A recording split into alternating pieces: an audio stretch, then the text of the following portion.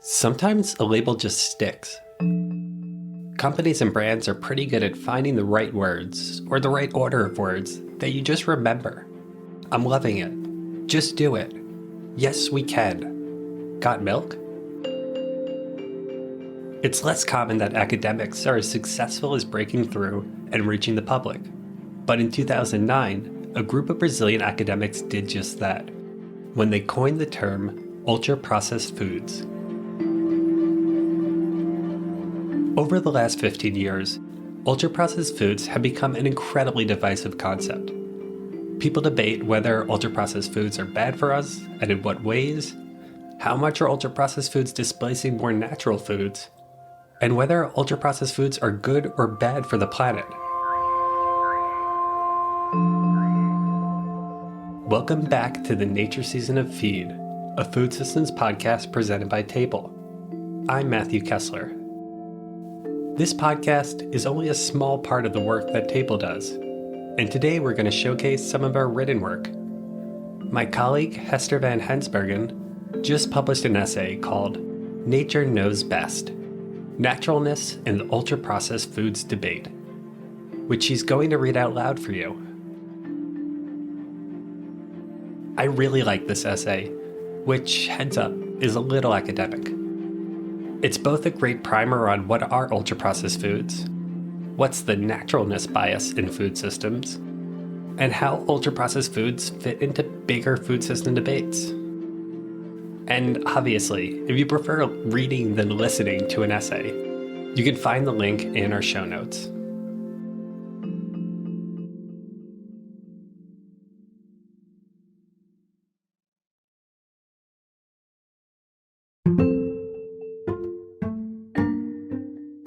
Defining UPFs.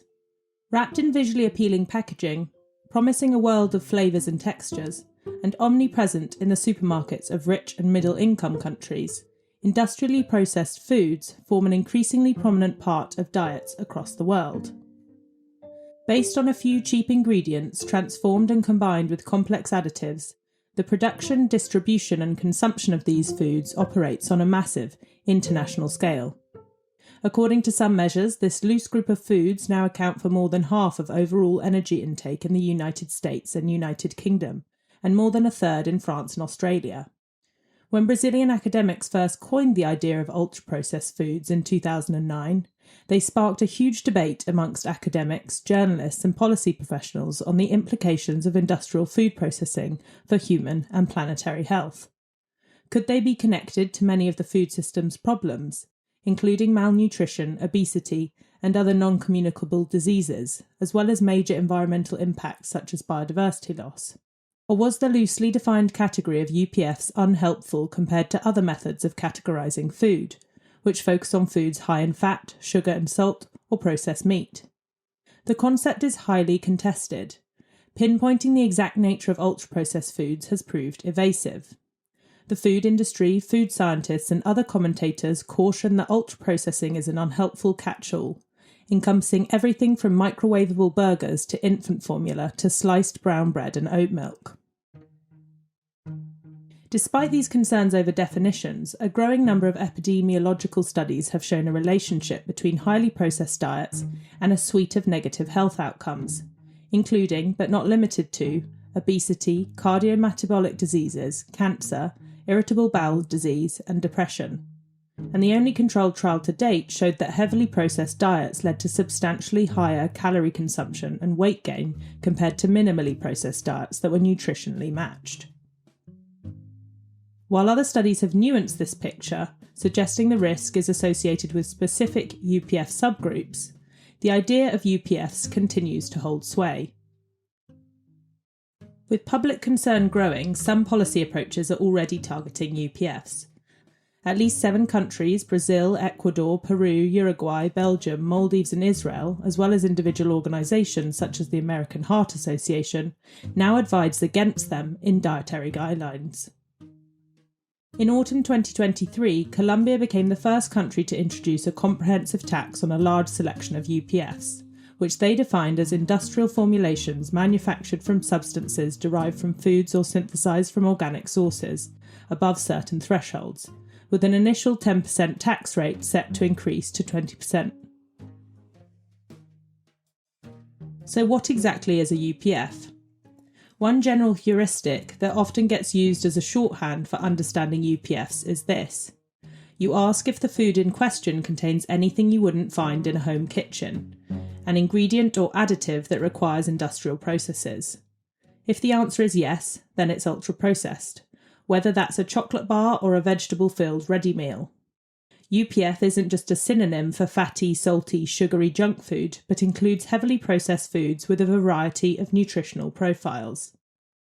In a little more detail, the NOVA classification system, which was developed by the Brazilian team led by nutritionist Carlos Monteiro, groups foods from unprocessed and minimally processed, Group 1, through processed culinary ingredients, Group 2, to processed foods like canned beans and freshly baked bread, Group 3, and finally ultra-processed foods, Group 4. UPFs are characterised by complex combinations of ingredients that are themselves already heavily processed, such as high fructose corn syrup, soya protein isolate, and industrial additives. There have been several attempts to classify foods according to degrees of processing, with divergent results, but NOVA is the best known. It is the classification referred to in this essay, unless otherwise stated. There are two broad ways of understanding the concept of UPFs from here. They might be parsed into the narrow ultra-processing formulation and the wider ultra-processing regime, as Jennifer Lacey-Nichols and Nick Freudenberg have suggested. The narrower conception looks at the question of food composition and processing. For those who understand the concept in this way, often the scientists carrying out studies on the effects of processing on health, the categorization of UPFs is often viewed as in need of greater refinement. As Kevin Hall, the lead scientist on the controlled trial on ultra-processed diets in 2019 sees it, the concept of UPFs is a blunt tool, if an illuminating one. The next step is to identify the precise mechanisms by which heavily processed foods affect human health, and narrow the category further. With this better understanding, the blurred boundaries of UPFs could be drawn more clearly, eliminating the possibility of unnecessarily demonising the wrong foods and missing opportunities for exploring avenues towards healthy and sustainable diets. It holds open the possibility that UPFs as a category might become redundant if a better definition is found. In the broader sense of the ultra-processing regime, the idea of UPFs is a political and economic conception. Monteiro and others don't just make claims about the extent of processing, but also its purpose. They agree that UPFs are designed by corporations to be highly profitable, because they are based on cheap ingredients transformed into something convenient, long-lasting and hyper-palatable. While all food produced within a corporate food system is designed to generate profit, UPFs are seen as the most extreme example of a system that prioritises corporate profiteering above all else, and disregards public health. In this latter sense, UPFs offer a shorthand for a broader critique of the current food system. For those who have adopted this understanding, including critical academics and public commentators, the looseness of the category is one of its advantages. But this bundling together of values and technical qualities has led to the criticism that UPFs is a chaotic conception that creates confusion.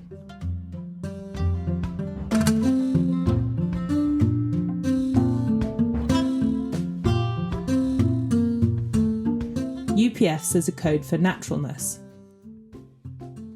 One way of understanding the discussion about ultra-processed foods at both the level of formulation and regime, which will be developed and explored in the following sections of the essay, is to think of it as underpinned by concerns over naturalness in the food system. Nature and naturalness are complex concepts with layers of associated meanings and antitheses. Nature versus technology, nature versus culture, natural versus artificial, natural versus synthetic. However tangled, there is no doubt that the idea of nature holds huge power. In relation to food, naturalness is both conceptually vague and often hugely appealing. From brand names like General Mills's Nature Valley to more conspicuous claims of 100% natural, it is ubiquitous.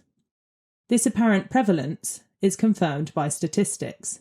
A recent study of US food retail market data found that 16.9% of all food items purchased carried natural claims on labelling. Moreover, there is an observable preference towards the natural amongst consumers. This is known as the naturalness bias, and it is observable across cultures. The naturalness bias provokes strong positive associations of inherent goodness, environmental benefits, and health. When applied to food and food formulation, there is no single agreed definition of a natural food, however. On the one hand, there are ingredients of natural origin that can go through different degrees of processing. Cacao beans can be transformed into cacao nibs, cacao mass, cacao butter, and cacao powder. On the other hand, there are ingredients of entirely synthetic origin, such as artificial sweeteners like aspartame, saccharin, and sucralose, which can be added to foods. But how we assess the naturalness of any given food product is complex. How does the addition of some synthetic origin additives change the naturalness of the overall product? How do industrial processes affect the naturalness of a food product, if at all? How natural are foods derived from genetically modified crops? How natural is any food derived from crops which have been manipulated by human interference over thousands of years of breeding and selection? Another way to get at the meaning of the natural when it comes to food is to ask what the public understands a natural food to mean. And it is this conception that is most relevant to the understanding of naturalness or unnaturalness which undergirds the idea of ultra-processed foods. 2 decades ago, psychologist Paul Rosen conducted a study on American citizens and found that, when assessing the naturalness of a food, processing and additives were viewed as highly significant. A natural food is often defined by consumers in terms of either an absence of processing or an absence of additives. Participants in Rosen's study believed that the naturalness of a food decreased as the levels of processing increased, while any additives were perceived as dramatically reducing the naturalness of the food. The idea that even a small amount of additive, regardless of whether it is synthetic or naturally derived, is more influential than other processes has been dubbed the principle of additivity dominance, and attributed to the idea of contagion or contamination, as well as to the idea that addition rather than subtraction is viewed as involving more processing. At the level of formulation and classification, then, we can see the NOVA system as a way of coding degrees of naturalness, and of formalising this lay understanding of naturalness in relation to processing and additives. At the level of the regime or food system's scale and critique of the current food system, another set of ideas around naturalness and goodness have been articulated by natural food movements, which have expressed a belief in the healing power of nature and the value of a return to a more natural way of eating and living. Natural food in this context means organic food grown without pesticides. The natural or organic food movements took off as a counter-development to the expansion of factory farming and industrial food processing in the 20th century in Europe and America, gaining pace in the Second World War, and with the countercultural hippie movements in the 1960s and 1970s. Advocates of natural or whole foods and farming in these years didn't just argue for organic agriculture, but often envisaged a return to working the land, a return to traditional food systems, and stronger nature connection in rejection of the industrial society. This movement continues to the present day. Another iteration of the natural food systems vision is that of the natural farming movement, which has had particular uptake in the Indian state of Andhra Pradesh since the 1990s. There have been many other natural food movements globally, each with their own ideological distinctiveness, but what they often share is a tendency to equate naturalness with localism and small-scale and subsistence farming. The UPFs discourse at the level of food regime critique might be seen as a novel iteration of these ways of thinking about the problem of food system industrialisation, updated for a time when industrial food production is far more deeply entrenched. The pull towards naturalness today might be understood as an impulse to turn back the clock on some of the developments of the globalised food system of the last half-century, and to reinstitute greater control and agency over food for individuals and communities. At the scale of both formulation and regime, the idea that natural is best lurks beneath the UPFs debate. There are several ways this assumption might be contested. Firstly, the line of the natural is drawn arbitrarily. Food scientists are quick to point out that humans have processed food for millennia and that industrial processes build on historic knowledge. Industrial techniques such as biomass fermentation to grow meat alternatives and extrusion under high temperatures to produce puffed cereals and snacks are novel iterations of older processes. Grinding, cutting, salting, smoking, drying, fermenting are all processing techniques that have long been used by humans to make food more palatable, digestible, and durable.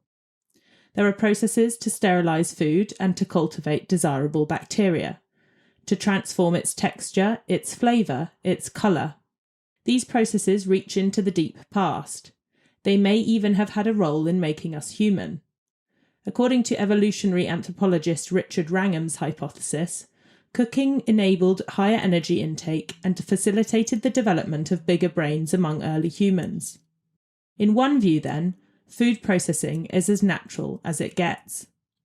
Critics of the discourse surrounding ultra-processed food might additionally point out that agriculture, as culture, is fundamentally distinct from the natural. It is a transformation of the natural, wild animals and plants, through human-designed technologies into something that serves human purposes over many generations. The antitheses of nature and culture, or nature and artifice, do not map easily onto narratives about natural food, both in terms of perceived natural whole-crop foods and the notion that traditional farming methods are natural. Foods of all kinds are steeped in layers and layers of culture and history, with all the attendant complexity and variety that brings. They aren't reducible, therefore, to simple dichotomies of nature versus culture, natural versus artificial, or even traditional versus industrial. Not only is the line between natural and its opposite drawn arbitrarily, however, the idea that the natural is inherently best when concerned with matters of human health and well-being may simply have no grounding.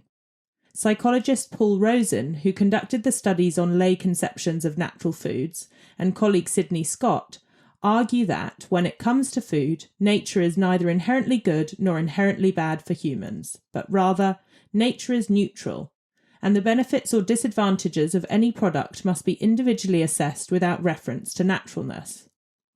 The benefits of some industrially processed foods have been significant for human industrial societies, enabling food production to be scaled up significantly, alleviating common vitamin deficiencies through fortification, prolonging shelf life to reduce waste, and ensuring higher degrees of food safety. These foods have made survival possible in otherwise difficult conditions, as emergency famine foods, as wartime sustenance, as foodstuffs for astronauts. Unnatural eating, textures, flavours and additives. What can the science actually tell us so far about whether these heavily processed foods are bad for us and in what ways? Conventional nutrition focuses on foods high in fat, salt and sugar as the ones to avoid for healthy living.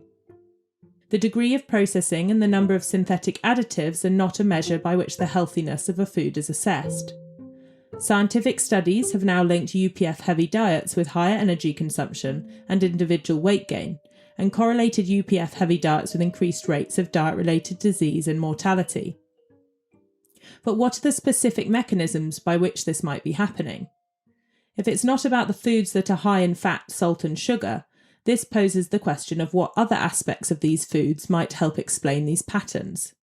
The current science suggests that food texture, food energy density, certain additives, and even combinations of rewarding nutrients that do not occur in less processed foods may all have a part to play in generating adverse effects.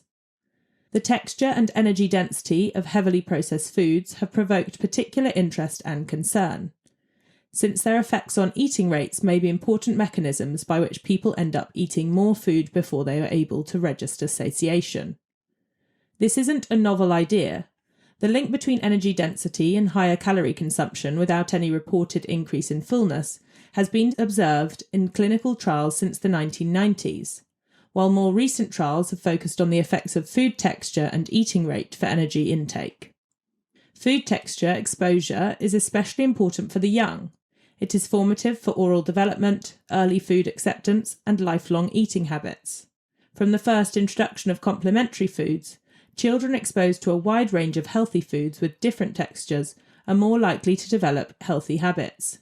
There is concern that children who grow up on soft-textured foods with limited and often sweet flavours, such as fruit purees and melt-in-the-mouth cereal snacks, may be being shaped into limited ways of eating with lifelong adverse effects. There are important qualifications to address, however. While soft food texture has been linked convincingly with higher eating rates, this is the same for both minimally processed and heavily processed foods. There is no definitive link between texture and processing, though it may be more common to find soft textures in the UPF category, where foods are mechanically transformed and reconstructed, hence the idea voiced by some critics that they are pre-chewed. Nonetheless, in respect to the concern around food texture, it might be better to talk about hard and soft foods rather than processing per se. The place of sensory-enhancing industrial additives as replacements for conventional sensory-enhancing ingredients like sugar, and their possible role in encouraging consumption, is another area brought to light in discussions of ultra-processed foods. While the justification of non-nutritive sweeteners has been healthier processed foods, studies haven't established links to sustained long-term weight loss. Non-sugar sweeteners from both natural and synthetic sources can be between 200 and 20,000 times sweeter than sugar, even while they maintain very low or no caloric values. The disjunct between sweetness experienced and the absence of calories may confuse the learned responses and satiety signals of the body. More generally, the prevalence of high degrees of sweetness in these foods may create expectations of sensory experience that can't be matched in less processed foods, making people reliant on ultra-processed foods to satisfy their palates. The implications of this for obesity and diet-related diseases have yet to be fully established. But without clear evidence of weight loss effects, as well as evidence of possible increased health risks, these include risk for type 2 diabetes, cardiovascular diseases, and mortality, this is certainly a challenge to the supposed benefits of this category of industrially processed additives as tools for reformulation. Concerns around novel additives relate to other health impacts as well. Take additives in popular commercial cereals. Food dyes such as Red 40 and Yellow 6, which can be found in Kellogg's Fruit Loops or General Mills Lucky Charms, have been linked to hyperactivity in children. Studies on the emulsifiers polysorbate 80 and cellulose gum, the latter of which is used in cereals such as General Mills Fiber One Original Bran cereal and Nestlé's Cocoa Crunch All-in-One, found alterations to the gut microbiome that led to anxiety-like symptoms in mice. A range of common sweeteners and emulsifiers have been linked to alterations in the gut microbiota, promoting irritable bowel disease. These aren't all synthetic, however, but might be viewed as somewhat natural, though heavily processed, such as carrageenan, a common emulsifier derived from seaweed. Alterations to the gut microbiome do not necessarily point to either positive or adverse effects for processed foods, however. A recent study found that xanthan gum, another naturally derived additive, affects the gut microbiome, but it is not known whether this has positive or negative effects. While many industrial and novel additives may be harmless, there is a lack of rigorous testing and precaution, which means that negative health effects often aren't understood prior to use in the food system. Regulation of additives is limited and discrepant across countries. In the US, industry has been granted the power to determine which of its own novel substances is deemed safe, resulting in over 98% of the 766 additives introduced since 2000 skipping any review by the Food and Drug Administration. The next area of concern is that some foods may be designed in ways that create hyperpalatability. This is the idea that certain combinations of nutrients, fat and sugar say, are particularly appealing to the human gut in ways that go beyond their conscious sensory appeal and cut directly to the signals between the gut and brain that encourage consumption. Particular combinations, which don't tend to occur naturally in whole foods, of fat and sodium, fat and carbohydrates, fat and sugars and carbohydrates and sodium, may create reward signals that bypass the conscious operation of desire or self-control, and trigger subconscious mechanisms that may encourage higher levels of consumption. The phenomenon of sensory-specific satiety, which was identified in the 1980s, describes the decline in liking or desire for a particular food as more of it is eaten. Terafazzino and colleagues, who have attempted to create a rigorous definition of hyperpalatability, suggest the combinations of palatable ingredients might evoke a weakened sensory-specific satiety response. If further work confirms and refines the concept of hyperpalatability, these aspects of heavily processed foods might contribute to a case for understanding them as addictive, or quasi-addictive. The idea of food addiction is highly controversial, but there are now a substantial number of studies showing behavioural and biological changes in response to palatable processed foods. It is worth noting, however, that very few studies have looked at whether whole or natural foods have addictive-like qualities, so the link to processing could be more effectively established with further investigations. Energy density, food texture, nutritional profile, sensory characteristics, and industrial additives are all possible mechanisms by which industrially processed foods affect human health and encourage overconsumption. Collectively, these different mechanisms pose a challenge to a conventional focus on nutrients and suggest several avenues for further research. They have raised the possibility that human appetites, consumption patterns, and health are being affected in ways conventional nutrition science can't explain. They do not amount to a clear narrative about UPFs collectively, however, which remains a loose category of foods, though they do suggest that many characteristics typical of UPFs could contribute to adverse health effects. UPFs are some of the most widely available, cheap, and accessible foods. They are often the staples that provide people with the energy they need to live, as well as key nutrients through fortification of bread, milk powder, and other basic foods. Whole foods and minimally processed options are frequently more expensive and less accessible to the lowest income groups in industrial societies.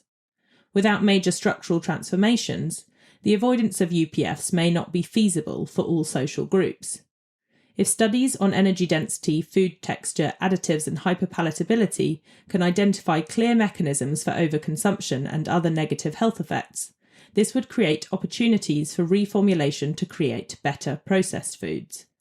Explorations could include creating harder-to-eat food textures and exploring food odours to promote healthy choices. Strong incentives for innovation and strict regulation against negative aspects of these foods would make it more likely that such foods could have a positive impact on the current obesogenic environment. The above changes would potentially satisfy those who see UPFs as a problem exclusively in terms of food formulation. However, for those who see UPFs in a broader sense as an emergent property of today's commercialised and commodified food system, as one British parliamentarian put it recently, reformulation is not likely to be an appealing route forward.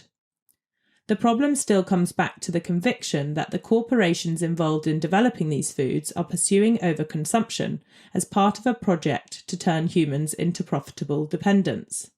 Or as Chris Van Tulloken puts it, ultra-processed people. The concern is that companies, which are always driven by the profit motive, would not want to reformulate to make their food less addictive or hyperpalatable. In this view, UPFs are part of an ongoing project to replace subsistence farming, local food economies, and natural, whole and traditional foods with globally produced, ultra-profitable, ultra-processed foods. The idea that the real problem with UPFs is that they displace the natural for that which is profitable, as part of a wider pattern of deepening corporate control of the food system, is addressed in the next section.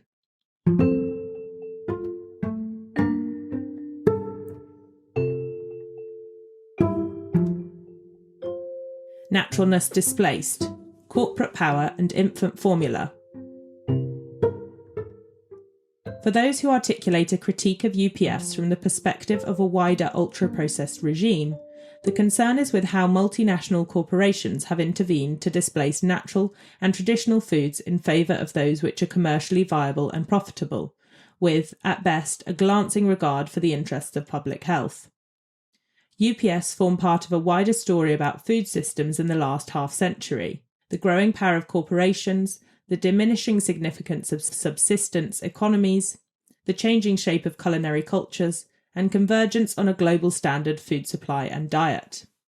If these developments are framed in terms of a move away from the natural, however, this story runs the risk of conflating ideas of power, agency, and naturalness in ways which miss out on the benefits offered by advanced technologies and create a false narrative of a natural past that has never existed.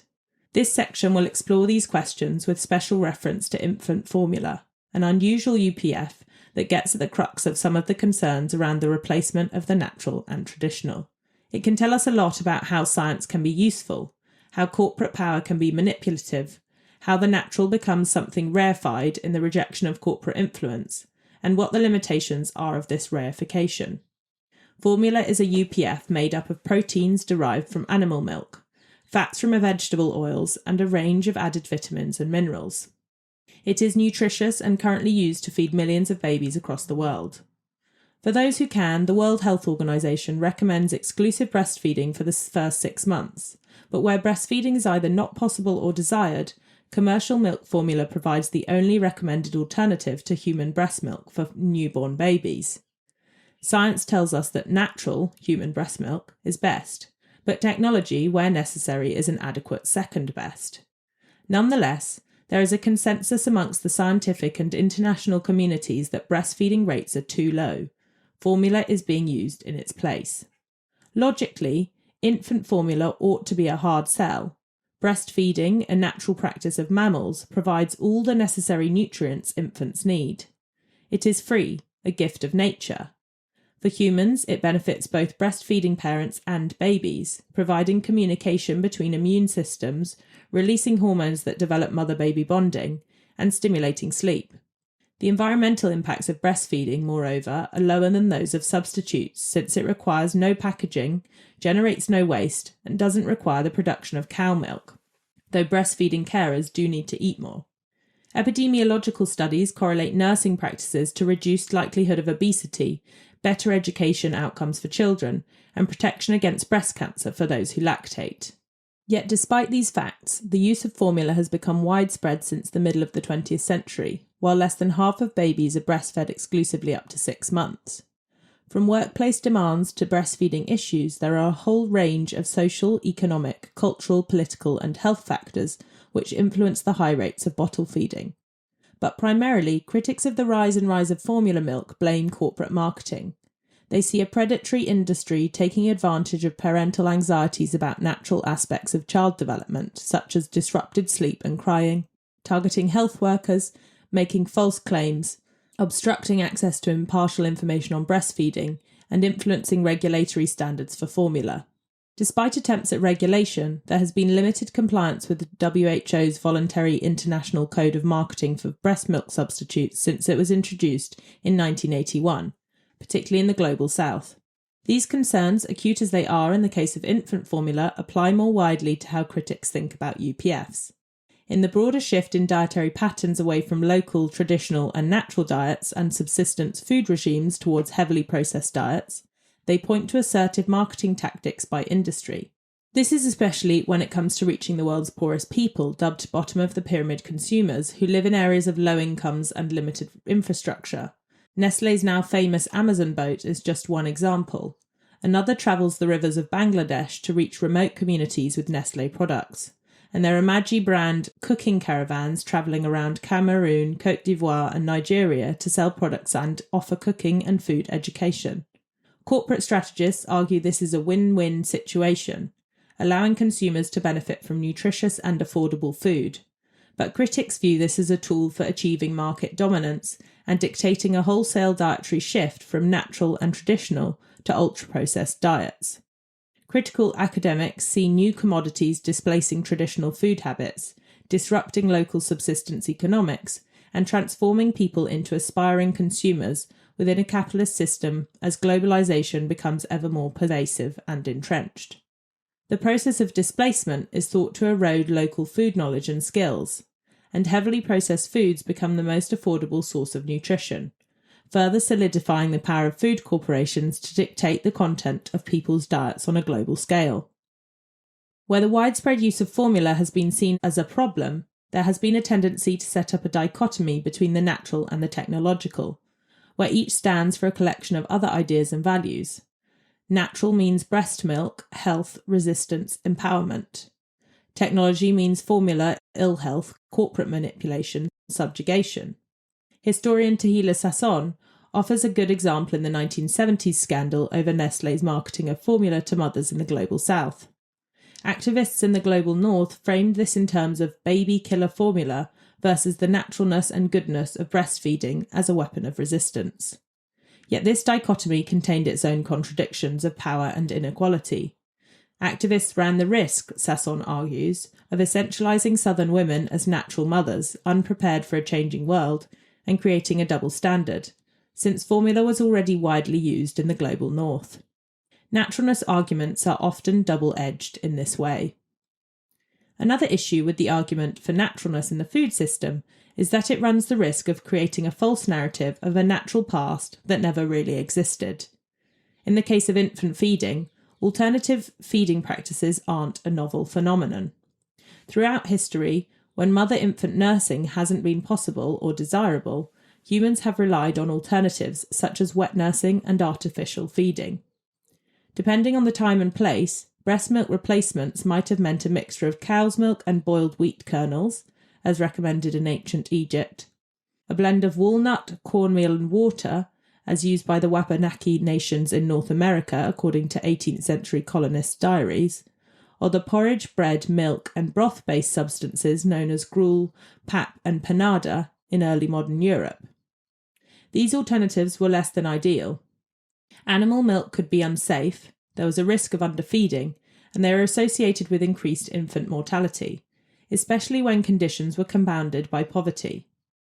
In the 19th century, processes such as milk pasteurisation, bottle sterilisation, as well as the invention of commercial milk formula, made these alternatives to breastfeeding safer and more nutritious. Since then, the recipe for infant formula has improved with the discovery of vitamins and minerals in the early 20th century, and more recently with efforts to fine-tune the balance of proteins, lactose, enzymes and lipids, and even attempts to mimic the immunity benefits of breast milk in order to humanise the product further. These efforts of food scientists to improve milk formula seems anathema to the discourse that views heavily processed and technologically advanced food substances in wholly negative terms. Certainly knowledge of food science can be used for good or ill. Infant formula in China was found to have been doctored with the chemical melamine to improve nitrogen content and give the appearance of higher protein levels, causing damage to infants' kidneys. But when kept within adequate boundaries, it can offer significant benefits to humans, especially where more natural alternatives such as breastfeeding aren't available. For industry skeptics of the ultra-processing idea, formula hits at the core of why ultra-processing is an unhelpful terminology, disconnected from more realistic hopes for the food system and more reliable markers of healthfulness and nutrition. The tension is well illustrated in the fact that Colombia's new law, which has introduced new taxes on ultra-processed foods, makes an exception for infant formula, as well as for several foods with cultural importance, such as dulce de leche and butifarra sausage. While consumer discussions have viewed UPFs as a way to categorise good and bad foods, another way of understanding the argument around UPFs, which is pulled into relief with this example, is to see that the critique is less about the content of individual foods themselves than the ways in which they operate in the food system, displacing the natural for that which is second best. Today, a complex set of socio-economic conditions, from workplace policies to lack of healthcare support to prohibitive social norms, create barriers to breastfeeding. As a result of both these barriers and powerful commercial marketing, infant formula occupies a more significant role in infant feeding practices. In this case, formula is technically nutritious, but it is often solving a problem, low breastfeeding rates, that requires more structural changes to fix, and reflects the broader point about the negative effects of dramatic power imbalances in the food system. The case of infant formula is an extreme but illustrative one. It shows the dangers of both of cleaving too closely to ideas of a natural past and of the risks involved in novel technologies developed and marketed for the pursuit of profit. But the question of UPFs isn't just about their impact on human health.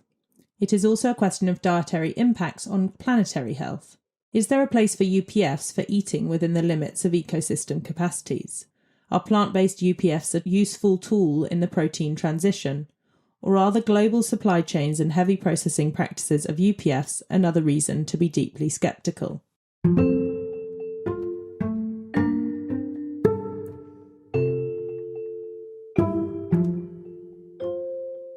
Nature Spared, UPFs and Planetary Health. When the concept of UPFs was first developed in the late 2000s, the concern was not with environmental impacts but with health.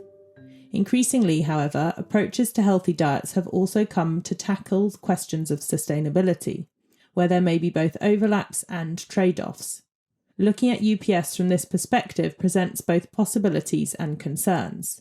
Do these foods, understood as an emergent property of the current industrial food system, exemplify some of the worst environmental stresses created by that system, through their encouragement of overconsumption, their use of processed animal products, and their reliance on high levels of processing, packaging, monocropping, and extensive global supply chains? Or could UPFs be a key tool in mitigating food system environmental impacts by supporting a transition to more sustainable plant-based diets?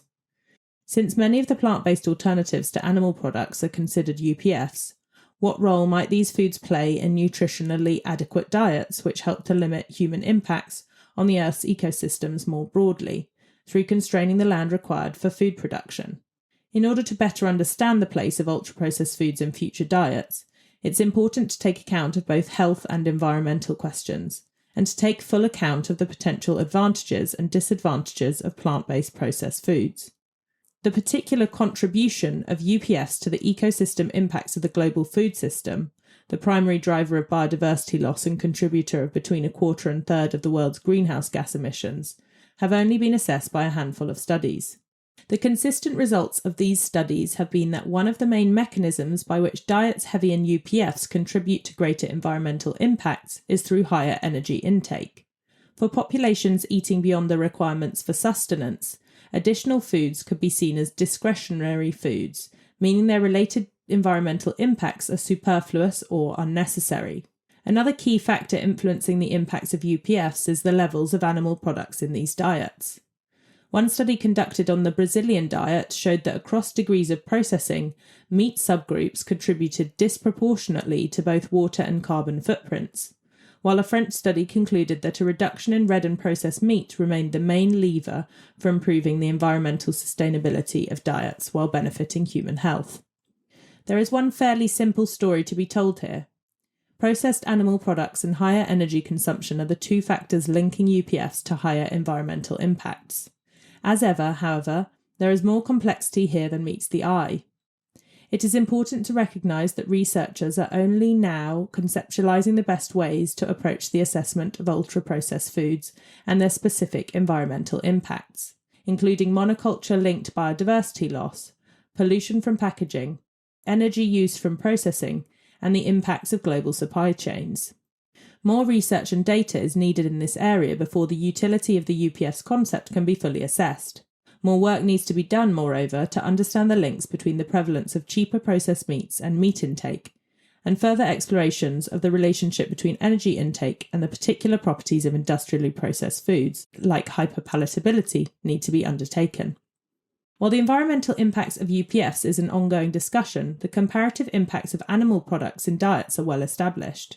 One recent UK study found that vegan diets were associated with less than half the impact of high meat consumption diets, while there were even substantial differences of at least 30% between low and high meat eaters on several major indicators, including global greenhouse gas emissions, land use, and eutrophication. It is widely agreed that a dietary transition towards more plant-based diets could have an enormous positive impact on the environmental pressures created by the food system, including freeing up large swathes of land currently devoted to animal husbandry and feed crops. Different visions of plant-based futures, or legume dreams, reflect differing values around naturalness and technology. When it comes to the food itself, the world of possibilities include unprocessed and minimally processed foods that have long been used as meat alternatives, such as pulses, mushrooms, jackfruit, and tofu, but also heavily processed alternatives, including plant-based milks and products that mimic processed meat and fish. Processing can ensure that novel plant foods have sensory appeal and contain adequate vitamins through fortification. They can be made to taste and look similar to their processed animal product counterparts, encouraging uptake amongst consumers. The processing techniques that make this possible may be relatively novel, but they build on traditional processes. Fermentation, one of the most long-standing human culinary technologies, has been an important tool for the development of industrial plant-based proteins. Traditional fermentation uses microbial digestion to create products like yogurt and alcohol, and can also be used to change the flavour and texture of plant-based animal product alternatives. Biomass fermentation, which has been used in food production since the 1980s, uses microbes to grow large quantities of proteins in bioreactors. Corn is made this way, using the fungus Fusarium venenatum. Precision fermentation, meanwhile, uses yeasts, fungi, mycelium or microalgae to create specialist ingredients with specific sensory properties, such as the meat-like taste of precision fermented soy. Fortification is another technique used in processing to improve the quality and nutritional content of industrial-produced plant-based foods. It has had some remarkable successes. Synthetic folic acid fortification, for example, has been adopted by over 70 governments globally for cereals and flours since the 1990s, and studies have shown that they have prevented brain and spine birth defects. Fortification can ensure that cheap staples based on a few common crops provide key nutrients that might otherwise be missed. But it has been criticised as a reductionist and technocratic approach to healthy and sustainable diets, which fails to address the structural factors of inequality and poverty. It's seen as a nutritional fix, as critical nutritionist Aya Kimura has called it, which means that, while some people have access to diverse nutritious foods, others are reduced to reliance on the fortification of cheap staples as the only safety net against serious deficiencies. Some are also sceptical of fortification's potential to create a false health halo effect around otherwise unhealthy foods. If fortification can be viewed as an inadequate technocratic tool, however, it may nonetheless be an indispensable one, offering essential routes to nutritional security in a world that is simultaneously environmentally degraded and deeply unequal, where access to a diversity of whole foods isn't widely guaranteed. As novel technologies, ultra-processed plant foods play into the existing political and economic dynamics of meat production in complex ways. On the one hand, there are organisations with interests in meat production that are devoted to generating scepticism and concern around plant-based meats, such as the National Cattlemen's Beef Association and the Centre for Consumer Freedom, originally set up by Philip Morris to fight tobacco legislation, but now devoted to tackling plant-based meats. The discourse of UPFs has aided these groups in creating aversion and disgust around these new foods. On the other hand, both plant-based meat alternatives and cellular agriculture have been met with enthusiasm from major meat companies, where an opportunity for product diversification presents itself. All of the global top 10 meat producers are invested in or actively pursuing projects in this space. This has led to comparisons with big oil and criticisms of greenwashing from journalists and advocacy groups. It's clear that ultra-processed animal product alternatives can slot easily into the existing conditions of the corporate food system. This may, in and of itself, make some advocates for plant-based diets shy away from more technologically advanced products in favour of more natural pathways. Corporate control of this novel space isn't inevitable, however, and there are other possibilities. The open-source cellular agriculture research institute New Harvest and Project Shojin Meat point towards a greater dispersal of power, where smaller groups and individuals are able to work with these technologies. In different political circumstances, moreover, there could be a much larger role for states and public institutions to test, develop, and harness novel culinary technologies. Scientific technologies are only neutral in a vacuum. Once they are put to work in the world, they reflect the power structures and inequalities of the world in which they operate. If natural foods are seen to lend themselves to more dispersed power and local foodways, this isn't an inevitable connection. And where concerns surrounding power dynamics motivate the rejection of technologically advanced foods, there is a danger of elision. If the discourse surrounding UPFs, especially in its wider ultra-processing regime sense, has had a role to play in creating a sense of fear and repulsion around these technologies, there is a risk that their potential utility as tools for the creation of realistically affordable, nutritious and palatable food in an environmentally degraded world won't be realised.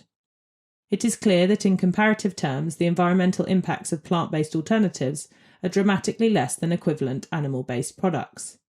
While there is still much to understand about the overall environmental impacts of industrially produced alternatives to animal foods, especially in the case of developing products such as lab-grown meat, it would be a mistake to close this path forward out of fears of perceived unnaturalness.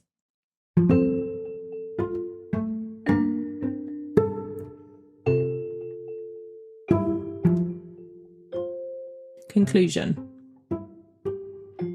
The debate surrounding ultra-processed foods over recent years reflects both tensions within the concept and its interpretation, as well as broader differences in the values and beliefs people bring to debates around food, health, and sustainability. Understood more narrowly, the idea of UPFs has offered a useful correction to the notion that junk food is sufficient to describe the nature of obesogenic dietary patterns, and has set researchers a useful challenge to determine precisely which mechanisms make some foods healthier than others. But in its wider sense, UPFs can be viewed as a sign for a set of beliefs about the food system, what is good and what is bad in it, that can be boiled down to a standoff between nature and technology, where each stands for a tangled bundle of other associated values. The widespread appeal of naturalness is undeniable. Intuitive associations with goodness and healthfulness run deep, whether or not there is always evidence to support them. When critics express concern about ultra-processed foods and a preference for natural, wholesome foods, moreover, they may also be expressing other loosely connected critiques and preferences against corporate consolidation and globalized supply chains, and in favour of autonomy, community, locality, and tradition in the food system. If the value of natural foods is also grounded in these other ideas, however, we might see its value as somewhat circular. Perhaps it's because there is such an extreme power imbalance in the food system that naturalness has become the keystone concept around which these other ideas and values organise themselves. When the concept of ultra-processed foods is used as a stand-in for these issues, however, it has the potential to be simultaneously too all-encompassing and too limited. It is too broad if a preference for dispersed power and autonomy is translated uncritically into an aversion towards technologies which might otherwise be useful for ensuring healthy and sustainable food systems. It is too narrow, on the other hand, when it squeezes a host of concerns about the state of the food system into the singular idea of processing, which might distract from other significant issues and dynamics in both production and distribution. Between the extremes of a technological experimentalism that is unfettered and reckless with human lives, and a wholesale traditionalism that harks back to an ideal past that never truly existed, there is a large swathe of creative space. Instead of ceding that room, those working on interdisciplinary efforts to forge a future food system that is equitable, healthy, and sustainable should be seizing it. Explorations of where shared values truly lie, and which technologies, from the most historical to the most novel, can be useful and to what ends, are all necessary. This is an opportunity to embrace novelty and preserve tradition, wherever those serve the values and ambitions of those involved in forging better food systems for the future.